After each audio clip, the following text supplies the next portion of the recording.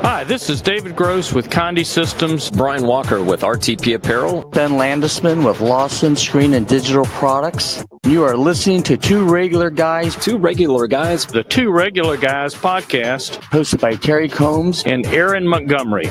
Keep on listening. All right. Well, welcome to the show, everyone. It's Friday, May the 4th, 2018. It's Star Wars Day, Aaron. And I'm Terry Combs with Equipment Zone. You can also find me over at terrycombs.com. Yes, and may the 4th be with you as well, Terry. I'm Aaron Montgomery, and you can find me at aaronmontgomery.info. Today we have friend of the show, Marshall Atkinson, joining us again for the full duration this time. And we're going to be talking about his recently released book in detail a little bit more here, Price for Profit, excuse me. But Terry, how about some news items? What's going on? Yeah, you know, Aaron, I did want to say real quick, I got in late last night, and I went straight to my mailbox to see if maybe Marshall had sent cookies ahead from his wife so we could have them during the show, but to no avail. Maybe they'll come later today. But yeah, I do have one news item. The M&R companies have named Danny Sweem as their next CEO, and that was interesting news. Sweem takes over the role from current CEO and founder Rich Hoffman, icon in the industry, and that will happen June 4th, 2018, around the corner. Sweem comes to the position with extensive experience in screen printing industry. Most recently, he was with NASDAR Source One, and during his time with NASDAR, Sweem served as vice president of the company's Textile Inks business unit. And prior to NASDAR, he was with a variety of companies, including Rutland Plastics, where he was a vice president. So congratulations to Danny, and best of luck there at M&R. Absolutely. Yeah, should be interesting. Maybe we can endeavor to get Danny on to talk about his new role there, and, you know, kind of the big shoes he's got to fill. That's that's a tough place to be walking into, but neither you or I have had the opportunity to meet him yet, Terry, but one of the great parts about this show is it gives us an opportunity to meet great people like that. Exactly. So should be fun. Hey, so Terry, recently we interacted with a gentleman, Drew McCoy of Stinkhorn Press, at Stinkhorn Press on Twitter, and he had, we had kind of gone back and forth. He said, "Hey, what do you want to know?" And he asked something to the effect of the chemicals used in the Gildan's G5000s. And that it had a pretty strong smell. And so, being the two regular guys, we reached out and we asked Gildan, hey, any info on this? And their response was, "We're not aware of any problem with any chemicals in our shirts. Please tell your listeners that they can email communications@gildan.com to get more information." So we'll put a link to all that up in our show notes, but that sounds like I'm not aware of any chemicals, Senator. Hey, we just report the news too. Right. Thank you for what it is. yeah, exactly. So anyhow, that hopefully that answers Drew's question if he's tuned in here, but we'll share it with him on Twitter as well. But Terry, I want everybody to make sure that they stay tuned to the end of the show for It's 5 Things. Terry's going to share 5 reasons to be a decorator. Yeah, that was I was motivated yesterday. So, but hey, we want to thank everybody for listening. We are so pleased to bring this show to you every week since February 2013. Hard to believe we are in our 6th season. We always try to avoid the rants and the lecturing and selling, but we would love to have you visit our website. It's 2 regularguys.com. And, often I wonder if people listen to this, type in 2 regular guy. It's just the 2 regularguys.com. We'll work on a better way website, to explain man. that. Yeah. But make sure you go there, check out our show notes from previous podcasts, lots of links and additional information. Today we'll have several links from Marshall up there as well. We're always looking for suggestions for shows, and a lot of the shows we do come from recommendations from all you guys. On our website, you can go to the Contact Us page. You can also find us everywhere in social media at the number 2 Regular Guys. And if you're watching us right now live via Facebook Live, we would love to hear comments and questions and suggestions right here. And we'll try to put up as many of those as we can. But before, Aaron, we dive in, let's recognize our title sponsor for 2018. That is the Specialty Graphic Imaging Association, SGIA. Yeah, absolutely. We've been in contact. They've had some changes going on over there in their marketing department, and they are crazy busy with stuff going on. So we're working on what's next for them officially for 2 Regular Guys. But I wanted to pop there. In fact, let me put that solo so everybody can see it in the video side over here. Just make sure you make sure you're heading over to the website. My favorite location is sgia.org/garment. And, great stuff there. All the industry news going on, things happening. Their feature stuff, friend of the show, Greg Kitson's got an interview over there. So I think that's all worth checking out. And then my last bit about SGA, I just wanted to, again, remind everybody that time is now to start making your donations for the prizes for Skills USA. Reach out to Johnny Shell over there. And in fact, I just sent in my form for the consulting slots that I'm going to donate to the school winners, and working on getting some sublimation blanks and stuff like that for them. So definitely want to make sure that we reach that goal that we talked to Johnny about a few shows back of the big number and showing off what our industry can do and how we care about the future of our industry. Exactly right. Well, Aaron, without further ado, let's welcome in live to the show Gilbert, Arizona-based Marshall Atkinson, who is one of the leading production and efficiency experts in the decorated apparel industry. He is the owner of Atkinson Consulting, LLC, and he is a coach for shops in the industry. Marshall focuses on operational efficiency, continuous improvement, and workflow strategy, business planning, employee motivation, management, and sustainability.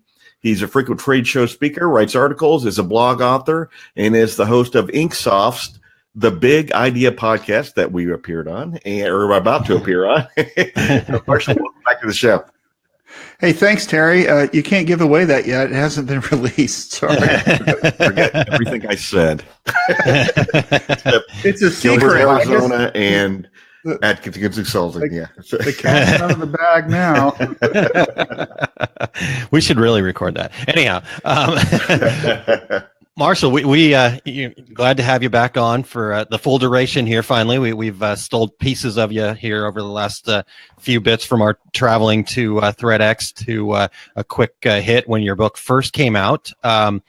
So speaking of that, you released this book on March 22nd, and we talked about it on the 30th. So how's it been received so far? Oh, it's going great. I'm really happy with the sales, and I'm getting a lot of great feedback. And, some people that are doing the book, they get stuck on something, and, I'm available to, you got an email, or I did a quick call last week with somebody who just didn't understand one point, and I just walked them through it. And, sometimes you buy a book and you don't get any help, but I'm a helper. You guys know, so I'm happy to help people get this going in their shop. And so it's, I think it's really important that we do things properly in this industry. And this whole book is written out of, I see a need in everybody. In fact, if you're on Facebook in any group, you see this, I don't know how to price. This is, is this price okay? I'm doing this for this quote, and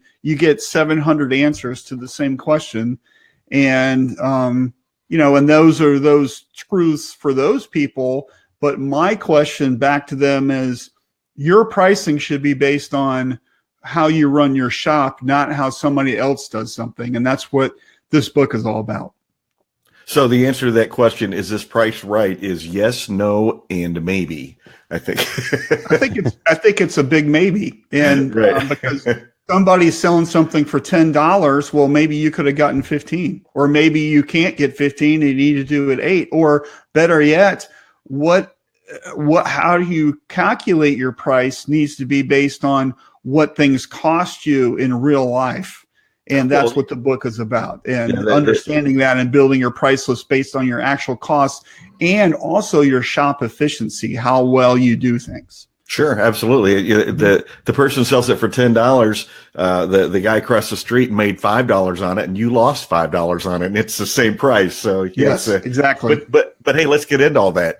Marshall, you give a really nice rundown of the different types of pricing and why. So can you give our listeners an overview of that section of the book? Sure. So the book goes in. There's probably a million ways to price, and I'm not that smart to put them all into one book, so I'm only choosing two. Okay. I'm doing the cost plus method, which is a super standard thing that everybody uses. So it's essentially what things cost you. You mark it up a percentage, and that's what you're selling for. And that's how my price list is based. And we go into great detail about establishing your costs. Okay. And then there is what's called value-based pricing, which isn't a discount. It's based on the value that you're bringing to the market. So if you do things extraordinarily well, or maybe you're a famous artist or something, you can get more for that same item than somebody who doesn't have that same following or recognition or cachet in the community. So that's you're selling on your value. So that's the value is the delta above what other people could be doing a similar item for.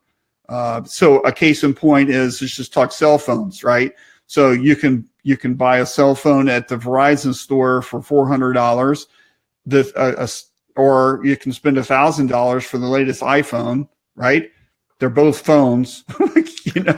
One has a better brand value than the other one. That's why they're getting more money for it. That's the easy way to think about it. Mm-hmm. Okay. That's it takes us where we want to go. So I want to keep going through.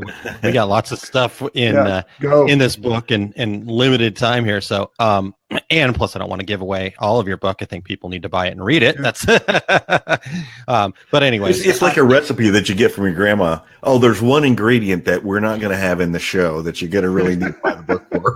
And it's paprika. It is paprika, isn't it? It's always paprika. Yeah.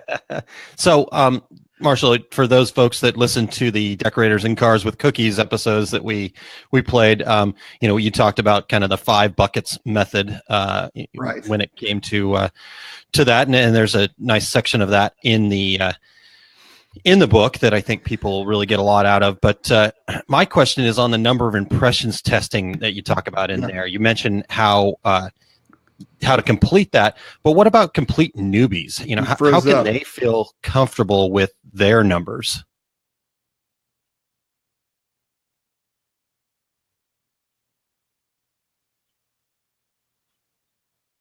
Yep. All right, Marshall got stuck there, I think. So we're gonna endeavor to get him back going here. Marshall may need to just refresh his browser. Sometimes if the internet doesn't like it, it freezes them. So, Aaron, while we wait to get Marshall back, that's really an awesome question, and I think that Marshall's book is just as valuable, maybe more valuable to somebody who's brand new, because number one, it makes you think about all the different components in pricing your product. And on top of that, it's going to give you a starting point. And that's important. Maybe it's not your ending point, and it probably isn't your ending point, but you have to have some idea of what the value of this, product should have or is going to have out there in the marketplace. So, but I would love to have had something like this when I was first starting, because man, I was I was definitely winging it, and by the way, not charging enough. That's kind of a notorious thing in the industry is when you first start out, and I'm totally guilty of this. When I started out as a screen printer, I felt that what I was selling didn't have the value of what somebody down the street who'd been doing this 20 years. I felt like, you're learning with me as you place this order, because chances are fairly good. Whatever you're asking me for, no, I've never done it before. but I learned pretty quick once I started doing this full time. And on top of that, right when I started my business, I got married, and 1 year and 2 days later, I had twins. And I remember, I remember going around to some of my better customers with my new pricing, and I remember this one guy in particular, Jim Prouty, O'Hooley's Irish Pub. And he's like, wow, Terry, these prices are substantially higher than in the past. What's up? And I said, Jim, I have to start making a living doing this. And he goes, you know what? Me too. And hey, I lost a couple of customers, but I got to the point where I was doing less production and making more money. So that's where we all want to be out there, America and the rest of the world who are listening today. Yeah, definitely. Well, hey, Terry, Eric has got a comment that Eric Campbell, E-Rich, if you're going for his rapper name, wanted to get that in there early today, Eric. But he posted a comment. I'm not going to pop it up on the screen here because it will cover the entire screen. It's a very good piece, but I wanted to share it with the listeners here. He said, you have to know/develop your unique selling proposition. What can you do that your competitors don't or can't do? What makes you unique? What experiences can you deliver that makes working with you better and different? That's what brand value is. Yeah, and that's an excellent point, because in the end, you're not selling a graphic, you're not selling a T-shirt. You're selling. It depends on the marketplace you're in. You're selling a memory. You're selling that. Hey, look, I'm a member of this. When I wear my Ohio University shirt, I'm not wearing it because of the shirt. I'm wearing it because, hey, I'm a part of this. I spent possibly 5 years of my life there. There we go. Yeah. All right. We've got him. Okay, we've got him back here, Terry. Marshall, welcome back. The internet trolls grabbed you and sucked you down. What happened is I went to another dimension because it's Star Wars Day. I went to the planet Tatooine and hung out with Luke Skywalker for a minute. But now I'm back. I knew it was Death Star related. Yeah, exactly. I don't know what happened. I logged back in, and now I'm here. So. All right. Well, we're glad to have you back. So we covered everything. No, just kidding. Yeah, we read from passages in the book. No. Marshall, so my question really was basically, how can a complete newbie feel comfortable with their numbers? You talk about some methods in there, but I want to ask from somebody that's just getting started that really doesn't have a basis to go off of. Yeah, so this is a really great question, and I've had people who they don't have any track record, they don't have any costs. So what do you do? So my response is, how do you charge anyway, right? So you have to kind of make a guess. So if you know what your overhead is, a lot of people start with their garage or the basement or whatever. They really don't have any rent, right? So that could just be zero. They need to charge some money for what they're paying themselves. They're going to have to buy some screens and some ink, and you're going to have some consumables. What are those costs? If you don't know what they are, put something in there that makes logical sense. And of course, what's going to happen is the whole reason we do this, and I think we need to explain it a little further, is that we're trying to establish what's called a cost per impression. Okay, which is an impression is when you print on the front and you print on the back of a shirt, that's 2 impressions. So if you've got a 100-piece order, that's 200 impressions. So your cost per impression is going to get lower. It's going to get lower the more that you work, because you become more efficient. So when you're just starting off and you're only printing 300 shirts a week, if that, your cost per impression is going to be crazy high because you had to buy all this stuff. When you're an experienced printer and you're printing 10,000 shirts a day, and that's just on a slow day, okay, your cost per impression is going to be way lower than somebody who's only doing a couple hundred a week. Okay, does that make sense? Absolutely. So for a newbie starting off, we have to kind of understand and make some logical guesses and just make some smart goals. I'm trying to get to 500 a week or 100 a day or whatever it is. And then we can take these costs and we can play with the numbers a little bit until you establish a history, and then you're using your real numbers. But you have to kind of take it with a grain of salt. So if you're a crappy salesperson, you don't have any sales and you're not printing, your cost per impression is not ever going to make any sense, right? Yeah. So you just have to you want to use real numbers, but if you don't have any, the next best thing is some logical numbers that you would be using anyway to kind of figure out what your costs are. And if you're a new printer, one of the things you need to kind of understand is, what is your daily or weekly or monthly break-even point? How much do you have to sell just to keep your head above the water? And then, of course, profits above that, right? Yeah.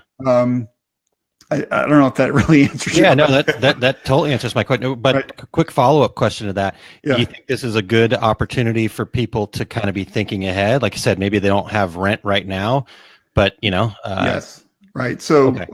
A spreadsheet, this uses a Google Sheet. Okay. I like Google Sheet because you can share it with people and it's easier than Excel for some reason. Yeah. And then at the bottom on the worksheet, when you click the little triangle there, you can duplicate the worksheet. Okay. So I don't like to write over things. I just like making 16 different worksheets going out. You can make a future one, right, where you're putting in numbers. Like if you wanted to hire somebody and you're going to pay them whatever you're going to pay them, you could put that into the labor field just to see how much does it cost you extra, right? If you were moving to a new maybe you're going from 1,000 square feet to 10,000 square feet. What's my rent going to increase?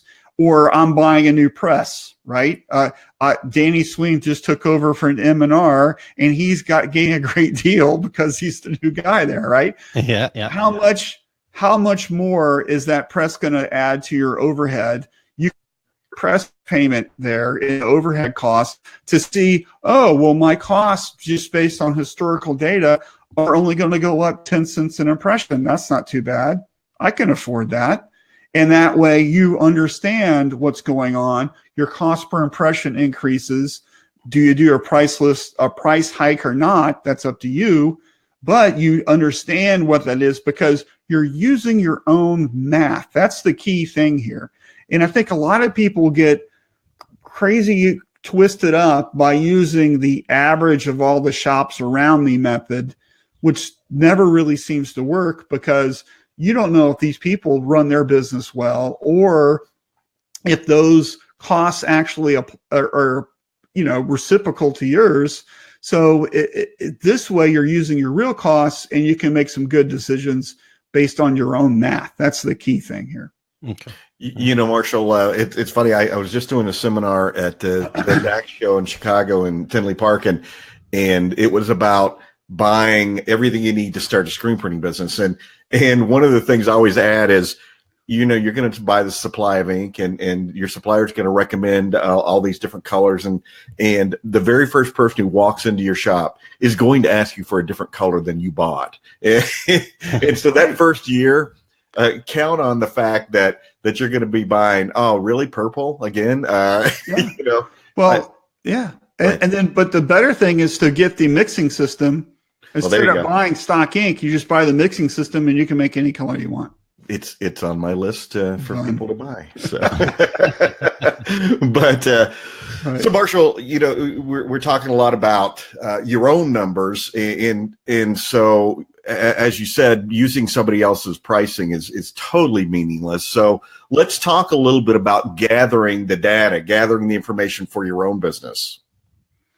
Yeah, so that's where the 5 buckets come in, right? So for those of you who haven't seen that before, I've been talking about the 5 buckets for a couple of years now. And so it's essentially 5 different areas that you want to look at. And this, frankly, is a lot of work, okay? So, and the reason it's work is because we're people and we don't do a really good job of keeping everything organized. It's a giant pile of stuff in a banker's box if you're lucky. Some people just are really horrible at this. I'm a piler too, so I can appreciate that. But one of the things you want to do is you want to look at 5 different areas. So the first one is your overhead. So your overhead is the cost that you're routinely paying. So that's your rent or your mortgage, that's your equipment payment, your website, your marketing. It could be your phone bill, your insurance, all that kind of subscriptions to magazines, whatever. All that is in your overhead. Okay. Some people, and I would advise this, put their salary in the overhead, salary employees, because you're paying that person or yourself, whatever you do a week, put that in your overhead because it really doesn't change. Okay. So you put all those costs in the overhead bucket. Okay. The next bucket is your consumable bucket. Okay. That's your ink and your emulsion and your squeegees, rubber and your Band-Aids and Sharpies and razor blades and press wash and masking tape and everything, copy paper, everything, not just in production, but everything that your company buys to run the business. Okay. A lot of people get confused with consumables by only doing it for production related expenses. But what we're doing is we're looking at, this is a holistic exercise. We're looking at every single thing that you buy for your company is in this pricing thing, because what we want to do is it has to have all the costs or it doesn't matter. Okay. So all of your consumables, whatever it is in that bucket. The next is your labor. So this is the hourly rate, both regular and overtime, that you pay your crew to do the work for you. Okay. It's your guy that runs your press, the guy that cleans the screens, your artists, whatever, is all in the labor bucket. All right. And then the last thing is your energy, which is your electric bill or natural gas for your dryers, propane if you got a forklift, water, sewer is all in there. And then the 5th bucket is what I call the profit bucket. Okay.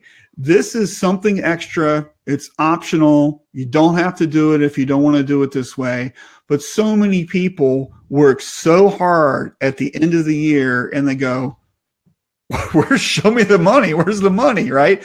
So I like doing a little extra bucket called the profit bucket, which is kind of like a 401k for you, where you can take some money and a couple cents for every impression that can just go into your pricing, and you can call that out. And at the end of the year, there's 10,000 or 75,000 or whatever you want in that bucket, and that just adds in there. Okay, it's completely optional. So you got those 5 buckets: overhead,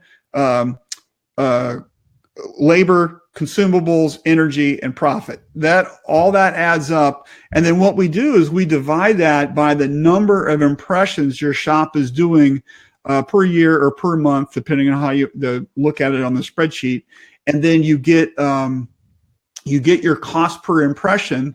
And we're going to use this for the price. Okay. This is your math for your shop. So when you think about, I'm using somebody else's costs, you don't know what their math is. This is why this is such a great thing to do, because you know what it costs you to run your shop. And actually, when you start tracking this stuff, it makes you really think, well, why am I spending that?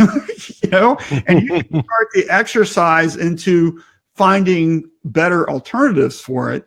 But that's a whole nother topic. But what you want to do is you want to find out what that is for your shop. And guess what? It changes constantly. If this was a graph, what it costs you, you'll see it squiggles. It has a U. It depends on the time of year, because you know what? Your energy is going to go up. Here in Arizona, it's the summer, right, Terry? But if you live in Wisconsin, all your energy costs are in the winter, because it's the ice planet Hoth, keeping with the Star Wars theme, in the winter, right? So it's it's different all the time. And then when you're really super busy, you're buying more ink, and your labor's higher. So it's just one of these things you have to look at it all the time. And what I like doing is at least 3 years of this information. 5 years is better. Okay, 3 years gives you a good picture. 5 years, okay, gives you a really great track record. Okay, now here's the challenge: is where is all this information? 3 years, 5 years of info. It's a lot of stuff. It's going to take you. I've done this several times for companies that I've run, and this is because you're, if you got other work, you got other things going on. This could take you a couple of weeks to pull together. Okay, I'm not joking. Because where is it? It's in the shed. It's in a banker's box. You have to get your accountant to download the P&L. Or what's great about some programs like ShopWorks is if you're buying stuff through ShopWorks with their PO system, you can just look it up by vendor, and that makes it real easy. But sometimes you can't because you just wrote a check and nobody recorded it anywhere, and you got to go through your account, your check account system just to see where all this stuff is and get these totals. So it's kind of a pain. It really depends on how organized you are to get this stuff. And this is the reason why a lot of people don't do it, is because, it's work. So, let's just call a spade, right? So you got to really do it. And so there you go. So does that answer your question? Well, Marshall, the big thing too is it's a lot of work on the front end. But after that, it's like pouring into a funnel. After that, it's just you tweaking, and it's easier to look at those numbers. And I'm just like you. I'll have 35 spreadsheets about, okay, what if I do this? Well, what if I do move into that new building, and it's just dropping in numbers and seeing where it all falls out at the end. So let's talk a little bit. Okay, I've got all this data. Now I need to construct a price sheet. Talk to us about construction of a price sheet. Right. So the next step here is we need to factor in opportunity costs. Okay. So I wish that shops didn't have any downtime and it was just snap your fingers and when the next job is registered, that would be a great thing, rub the genie bottle, but that's not realistic. Okay. So we have moments during our day where we're setting up the next job and taking on the old one or whatever. And so I want to include that time in the price list. So I built a method to do that. It's probably not super perfect, but I think capturing this data is really key to making sure you have stuff. So what I do is I've got a system where we're using a production log and another spreadsheet, Terry. So we're capturing how long it takes to set up a screen, how fast we're running the job. And daily for each press, you just have the crew write this stuff down. And at the end of the week, you can take those numbers and put them in a Google sheet. I got formulas already set up where it gives you all the averages and stuff. And you can take that and you can put that into this pricing matrix. And we're using, let's say your average setup time is 6 minutes a screen. And what we do is we have what are it costs for us to run our press crew. Maybe with those 3 people for an auto, let's just say it's $32 an hour. And we calculate our average setup, our average run. Okay, let's say it's 144 shirts. It's a spreadsheet. So you just enter the fields of what you want, and it kicks you out a number. Okay, your opportunity cost is 21 cents an impression or whatever it comes out to be. And you use that with your cost per impression and add that together. So you're using what it costs you just in raw data costs, but also efficiency costs for your labor to calculate a base, what I call the keystone cell. And this keystone cell is going to use that with a spreadsheet formula for how you actually price things. So every shop does it differently. So some people, their minimum is 12. Other people, their minimum is 36. And then their pricing points go from, every dozen or to up to 100. Some people go from they use 50s. They go from 50 to 100 to 100. I mean, it's whatever. It's a spreadsheet. You can just put in whatever you want. But what you want to find out is, what is your average order? Let's say it's 144 pieces or it's 100 pieces. The Keystone Cell uses that, because what we want to do is, for the most of the jobs that we print, we want to make sure we're making money on them, right? So you use the formula where we're adding your cost per impression and your opportunity costs, and we're going to mark up our decoration by whatever you feel comfortable with. So it could be 30%, it could be 50%, whatever it is, whatever works for you. That's up to you. It's not up to me. It's up to you. You put that in there, and I show you how to do it. And that forms the Keystone Cell, where all of the other formulas and math for your whole price list will self-populate. And for all the different quantities, number of colors that you print, everything, you build the whole price list on that. And that's how you can dial it in. And of course, you can tweak it and do a bunch of stuff. And I give plenty of variables and examples.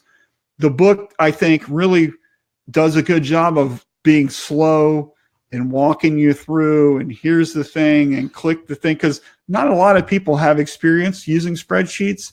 And I give plenty of examples, and I show you what to do. I've got lots of pictures of what the spreadsheet should look like. And of course, if you get stuck, my email address is in the book. You can just email me and say, hey, I'm right here. I'm having a problem. What has to happen next? And I'll walk you through what the next step is.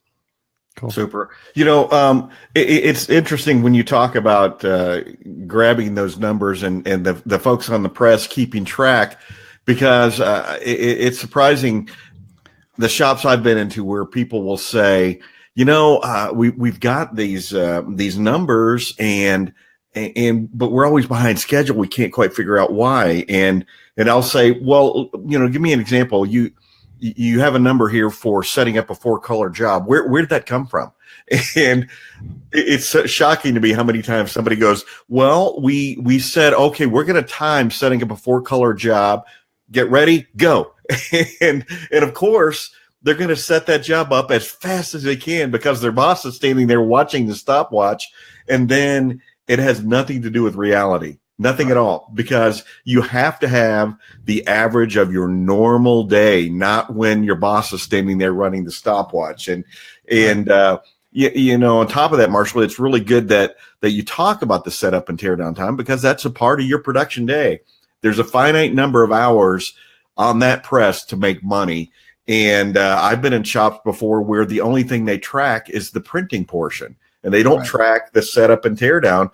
And that's insane, because the printing part's the easy part. That's probably the only constant in the entire shop. Right. Yeah. The opportunity cost uses your percent uptime and downtime to help calculate that. So some shops, they might be at 60% uptime. Other shops, it could be 80 because they run really long jobs. Other parts could be 50. I mean, whatever. You want to use that to kind of help you. And also, when you start measuring this stuff, you start asking why. Well, why are we only printing half the day? It's a really good question to ask. So, because downtime, as you guys know, downtime is a cancer in shops. Oh yeah, you've got to get rid of it. And Eric actually mentioned earlier, what gets measured gets managed, and I think that's kind of the point that this brings about. So awesome, really good stuff here, Marshall. So I want to talk about building brand value. I want to dig into that a little bit before we let you go here. Let us know more about this kind of value for shops just starting to think about beyond the calculations. Yeah. So brand value, okay. If you're just a newbie to the industry, you have zero brand value. Nobody knows who you are. Nobody trusts you. And so as you go in your journey, you're building fans, you're building relationships, you're building trust with people. Okay. Your brand is growing. Okay. And so what happens is, and if you're, especially if you're a retail oriented company where you're not just contract printing for the business, right? You're actually got something you're trying to sell. Brand is all about how much somebody's willing to pay you. And if you've got a higher brand equity, that means for the similar item, I can charge more, right? So we mentioned earlier in the podcast the difference between the two types of cell phones, but think about like hotels, right? So there's Red Roof Inn, and then there's the Four Seasons, right? They both sell beds with a TV, right? And so it's like one has a higher brand value than the other, right? And you can do cars, you can do shirts, even in the apparel world, right? So think about, Terry, you're wearing a Ralph Lauren polo, okay? Is that any different than a polo that you can buy from Sanmar? No, it's just got a little embroidered thing on it. It's nice. I love polo. I like them. I have plenty. But it's like one of these things. The brand value is the cachet that they can sell. Their costs are just like everybody else's. So when you're thinking about your shop, you've got all of your costs that you can build using this spreadsheet tool, right? And then there's an extra thing that you can add, which is the delta above that becomes your brand value. So in the book, I talk about maybe you're a fantastic artist and you're looking to monetize your creativity. Your brand value is that creativity that you're marketing. So you can get more money for that because nobody can do what you do, because that's your creative voice. That's what you're selling. Okay. Starting off, you're an artist doing stuff. You have little brand value because nobody knows who you are. If you're super famous, you've got lots of brand value. You can charge whatever you want. So it's like that's kind of the concept here. So like you have to be able to kind of dictate that and understand that to add that to it. And when you start doing stuff like this, when you add to your brand, figure out what people will pay for stuff. And kind of Mark Coudray was talking about this the other day. It's the wince value, right? So when people go, that seems like a lot, but they still pay it, you've got good brand value, right? Yeah, I like that. So, that sounds exactly like Mark. It's the wince value, right? So what is that for you? And is that $1? Is that $2? Is that $10? I mean, think about, those Supreme t-shirts that sell for like $200 or whatever, right? It's black ink on a white shirt. Okay. But it's their brand they're selling. Right. Exactly. Well, so Marshall, just like in your book, give us your closing thoughts on all this. Yeah. Okay. So my closing thoughts in this would be, regardless of where you are on your journey, I think that this book is a really great tool. Okay. But if you're a person who can't complete a project, it might not be a good tool for you. All right. So it's a lot of work to get all this information together and put it in a spreadsheet and whatever. But what comes out of it is a super defined, specific price list that you can use for your shop. And and I'm there with you for the journey. So don't feel like it's just like you're buying a book and that's it, right? I'm happy to help anybody with this stuff. And I want you to succeed. I want the book to be a success. I want the book to have such a great impact that, frankly, you buy all my other books too. But it's like one of these things where I want you to succeed and make tons of money and be super profitable. And I think that this is a way that you can do that because you're using your own math and your own data to make financial sense. So your price is based on what you want to sell and the pricing that you want to market to your customers for. Marshall, I think if people make the commitment to do this, first of all, you really do it on this grand scale one time. And after that, it's just tweaking the process. But I think you're going to get anybody who's listening, who's thinking about doing this, you're going to get so much more out of this than just a price sheet. You're going to learn a lot about yourself and learn a lot about your business by collecting all this data. So, Marshall, tell our listeners where they can find this book. Yeah, so you can go to my website, which is atkinsontshirt.com, and it's under the shop tab. So you just click on shop, and it's right. You scroll a little bit, you'll see my ebooks. It's the green one, says Price for Profit. And also, I have a coupon code for this month only for the Two Regular Guys. Nice. Terry, I'm sure we'll flash that up there. It's Two Regular Guys Rock with an exclamation point, and capitalization matters. So make sure you type it in just like it's written. And then that's worth 30% for the month of May. That's awesome. So the book sells for 59, so it becomes 41 something. I can't remember, but 41.30. 41.30. Good job. So it's some money off, and I want to help out. So but it's only for the month of May. So June 1st, it's over.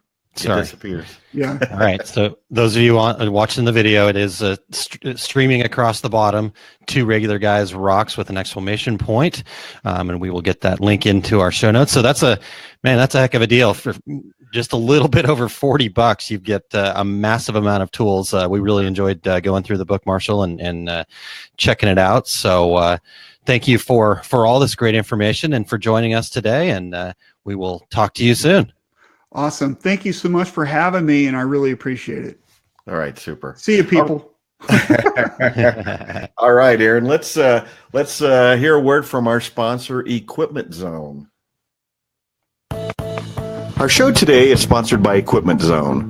Go to equipmentzone.com for the Epson F2000 direct-to-garment printer.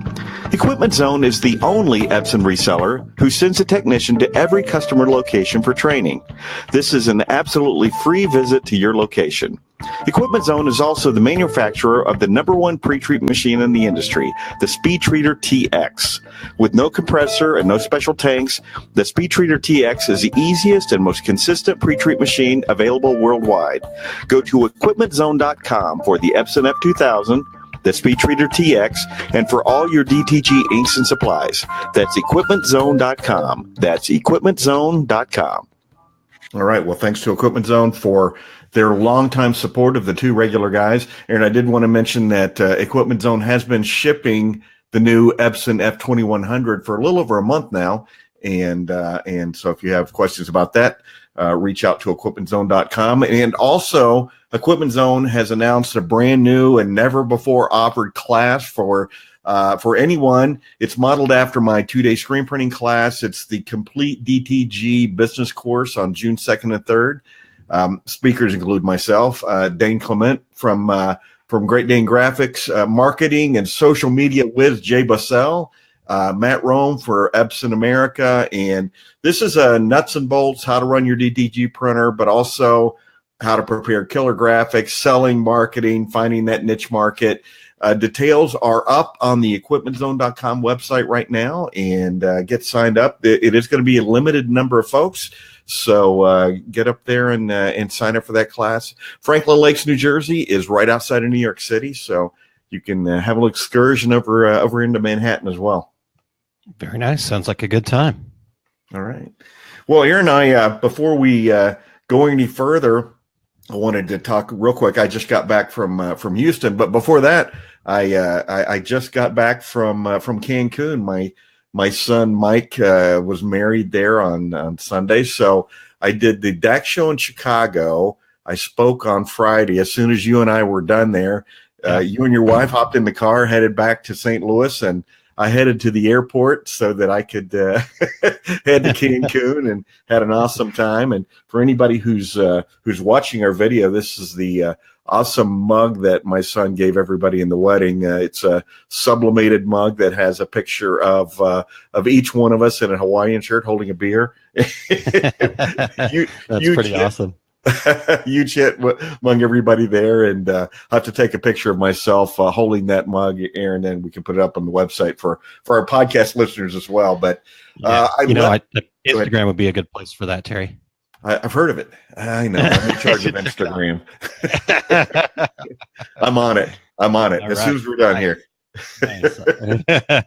But But so I left Cancun on Wednesday and went straight to the Houston show. Not exhibiting there; it's going on right now. But I did speak there, and Aaron, I had I'm going to say 35, 40 people in my intro to direct to garment class, and I asked for a show of hands who's here at their very first trade show that they've ever attended, and easily 35 of those 40 raised their hand. They'd never been to a trade show before. And I thought that was pretty extraordinary. I asked for a show of hands, who's doing direct to garment now? 2 people. So it just said to me, there are still tons of people who are coming into this marketplace. And all of us who have been in it for many, many years love to see those new faces and the excitement and all their questions and how excited they are to start their own business. So that was great. I went into the show floor, but I have to confess, I only had about half an hour. And, again, for yourself and myself, Aaron, whenever we walk into a trade show, it's old home week. So I didn't get very far with stopped to talk to our buddy Hawkeye, who's with Brother. He was in the Hirsch booth. So spoke with him for a little bit. Ran over and talked to Megan at Transfer Express. A couple of both the NBM and the ISS crew were there, nice. Even though it was an ISS show. So I had to speak with them for a little bit, and and then looked at my watch and said, "Time for the airport." So nice.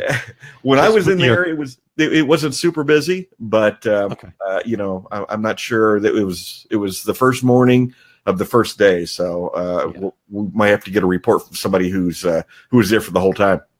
Yeah, absolutely. Maybe reach out to the folks over there at ISS and maybe get Josh back on the show to kind of give us a review of that. Yeah, first time there for them, I believe, from what I understand. I believe that as well. And I'd never been to Houston before, so it's pretty cool. Cool. Awesome. All right. Well, sounds like a whirlwind trip, and congratulations to your son, Chris. Mike, I got the right one. Mike, sorry. I got the wrong one again. Oh man, they're twins. They're interchangeable. Yeah. Oh man, sorry. Now I feel really bad, but anyhow, congratulations to both of them. I know your other son's got a wonderful young lady in his life as well. So, all right, Terry. Well, a couple of quick things going on for me here. Every Saturday morning for the past little bit, I've been kind of endeavoring, started out trying things out, and I think I've kind of found a home and a niche here, a niche, as some would say. My niches. Okay. But stop right there. Okay, I've gone too far. I got it. Thanks. So I've been putting out a 15 to 30 minute kind of little live video session on Saturday mornings and just talking tips and tricks for small businesses on my Facebook page, aaronmontgomery.info. So you can, I decided to start calling them Small Business Saturdays. Some people focus on small business just once a year, and I decided that every Saturday was going to be Small Business Saturdays to me. Yeah. So it's been a lot of fun, and so I did want to just let people know 11 o'clock Eastern time this Saturday, 10 o'clock Central. Who knows what time it is in Arizona at that time? I can never keep that straight. Daylight savings time. Yeah. But you can go back and check out all the different stuff that I've talked about. But this Saturday, I'm going to talk about setting a SMART goal and take that and stretch it out for you and kind of give some tips there.